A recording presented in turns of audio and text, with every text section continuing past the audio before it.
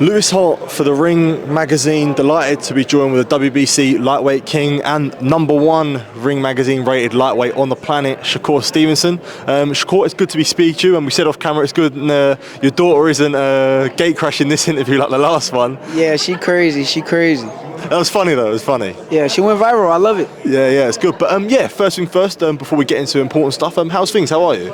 Everything is good, staying focused, getting ready mentally, physically for battle when the battle happens. Yeah, good stuff. But obviously, a big fight on Saturday night. A good friend of yours, Terence Crawford, takes on Canelo Alvarez. You've been calling for this fight for a couple of years now. We finally get it on Saturday. I guess, how does that feel that they're going to show down at Allegiant Stadium on Saturday night? It feels good. It's the best versus the best. It's Bud Crawford moment. I think the world needs to know how great Bud Crawford is, and I think Saturday night is going to show again why he is one of the best fighters to ever do it. Do you feel like the world doesn't know then how great he is? I think people just be hating on greatness, and when it comes from our culture, I think when somebody is that good, they kind of hate on it, and I think they need to embrace it a little bit more. Mm-hmm. For yourself, Shakur, you always want to achieve greatness yourself, and you make that very clear. How much inspiration do you feel like you take from someone like Crawford, who he's done it himself as well? Everything. You got to realize when I started my career and I started getting known and out there, I was in Colorado Springs with Bud Crawford. I was sitting at his house day to day with Bud Crawford. I was going to training camps and training with Bud Crawford, sparring with Bud Crawford. So inspiration. He kind of set that motor. I was an amateur coming into the pros, not knowing that the pros was so much different than the amateurs. And once I got around Bud Crawford, it kind of allowed me to elevate my game to also being a professional and not just an amateur. So I appreciate that dude, and that dude is a GOAT to me in my eyes. Yeah. When you break down this fight, there's all different opinions as it would for a fight of this magnitude. Do you feel like Crawford, in a sense, has to sort of box on the outside and almost, in a sense, make it boring to win? Is what people will say. It depends on what y'all call boring. Did y'all see Mayweather? It's not me. Canelo? I'm saying, did y'all see Mayweather Canelo as boring? If y'all saw that as boring, then if I'm Bud and he got cooked on the outside by like a Mayweather, I probably would take a page out of his book. And when there's that opinion that Canelo has lost a step as well and isn't the same fighter anymore, is that something that you would buy into or believe? Nah, because I would expect the best version of Canelo. You don't go in there just thinking like, okay, this guy's fell off and he's not the same fighter that he used to be, because if you feel that way, you may be surprised by fight night. So I think Bud is preparing mentally and physically for the best version of Canelo. And there's always that added tone of a good big man always beats a good little man. But what do you think it makes Crawford so special when you know that he can sort of go against that narrative? That's the thing. I feel like that's just a saying. Like what he said in his interview, he said as though that's not true.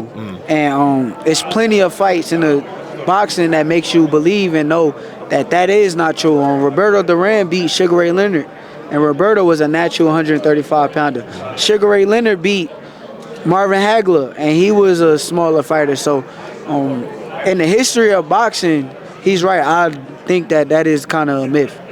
Yeah. Do you think a lot of it also comes from like so much confidence and self-belief that he has as well?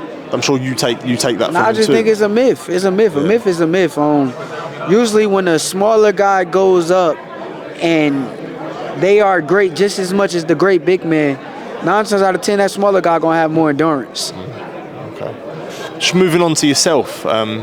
Yourself and Teofimo Lopez have traded a lot of words back and forth.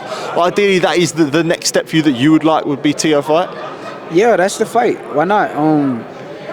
If you think about anybody in or around my weight class, I can't think of a bigger fight than me and Teo. I think the guys, they got to put the right cameras in our face, the right platform, and allow us to do our thing. I think that Teo is a great self-promoter. He talks a lot of shit. And put me and him in a room together, it's going to be fireworks. So let's promote the fight. Then let's go out there and make boxing great. Let's fight each other and see who really is the best fighter. When you talk shit, none of that gets under your skin or frustrates you? Nah, because I know it's a business.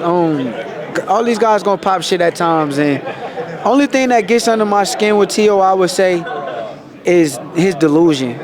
He's very delusional. In what sense would you say he is deluded? It's a good delusional. He actually believes he is the greatest thing that boxing has ever created. It's a good delusional, but for me, it's like, shit, I'm in your way, so with your great delusional thinking, how you gonna deal with another guy that feels the same exact way? And it's an interesting thing. And when you look at the Zepeda fight that you recently just had, you won a lot of plaudits there. Do you feel like for yourself, you almost need that dance partner in a sense to show how great you can be, like someone like Tio as well? Yeah, I think that's part of both our downfalls. Not downfalls, but our part of us to where like we have bad things with us, where it's like we don't wake up for the guys that we don't know, but the guys that we know of, we kind of jump to the occasion, and I think that's a bad thing also, because I don't like that about myself. And I'd assume this fight will be for the Ring Magazine 140-pound title and Tio's WBO title, but I feel like forgive me what outlet you said it on, but that 140 wouldn't be a permanent move for you when you move up. No, hell no. I'm not a 40-pounder. I just go up for that opportunity and that situation to where it's like, shit, you fighting against one of the best fighters at the weight class. A lot of people called them the Four Kings before I was even into the Four Kings that they say. So Tio is one of the guys, and I want to beat him. Is it in your plan to go through the weight? Because I look at someone with your skill set, I feel like that could take you so far. To go what? To go to different weights, 140, 147. I feel like your skill set alone that could take you very far. But I mean, would that be a plan for you? Would you say? I'm really not I'm really a natural 35. Yeah, but look at like there's other fighters as well. Like I say, look, someone like Lomachenko, who a lot of people say he's a featherweight, but his skills took him to 35. Yeah, that's how good he was. But you don't think your skills could do that for you too? Yeah, exactly. Yes, I do, but I wouldn't stretch it too much. Like I'm not gonna go stretch it to 147 until I fully grow. Yeah, of course. Into my Superman body to where I'm like, all right, bet we'll go to 47 and cook some of these dudes. But on 140, I'm not a 40-pounder, but I'll go up for Tio. Yeah, good stuff. Look, Shakur, appreciate you taking time to speak to me. Always good to catch up, and sure won't be too long since we're catching up sometimes. Thank you. Appreciate it. Thank you.